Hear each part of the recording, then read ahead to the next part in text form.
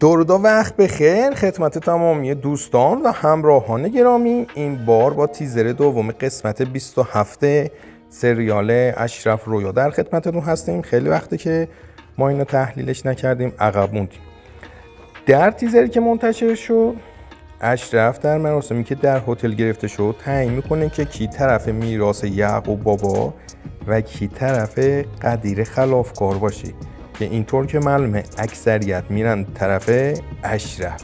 حالا اینجا قدیر خیلی عصبانیه چون هم هتل از دست داده، هم باید پولی که قرض گرفته رو بده و به اشرف میگه حالا که یه جنگ شروع کردی به بدترین شکل ممکن تاوانش رو میدی.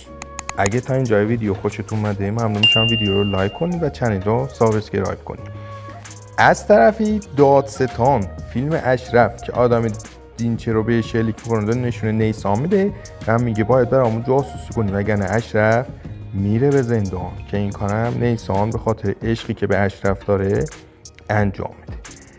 در ادامه نیسان به اشرف میگه که در گرده‌بند ردیاب گذاشتی و به من اعتماد نداری، کجاست عشقت و دوست داشتنت؟ اشرف هم میگه چون من از این کار خیانت زیاد دیدم، دنیای من اینجوریه، مجبورم مشکوک بشم به همه و حتی به خودم.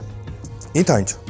در ادامه اشرف برای قدیر تله میذاره و قدیرم متوجه میشه و اینجا صادق که یار قدیمی اشرف تیر میخوره و به احتمال زیاده میمیره و حالا اینجا اشرف و قدیر روبروی همدیگه میستن و میگن امروز یه نفر از اینجا زنده بیرون میره و به هم شلیک میکنن و قدیر میفته روی زمین که هنوز درست معلوم نیست که چه اتفاقی براش افتاده.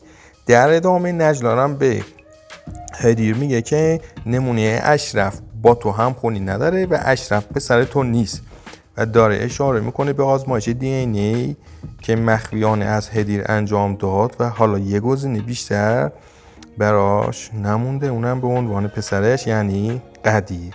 و در آخر کار اشرف رو میبینیم که وارد خونه خودش میشه و به نظر میرسه که خونه رو پس گرفته و میشینه روی صندلی خودش. امیدوارم که از این ویدیو لذت برده باشین و منتظر ویدیوهای بعدی ما باشین.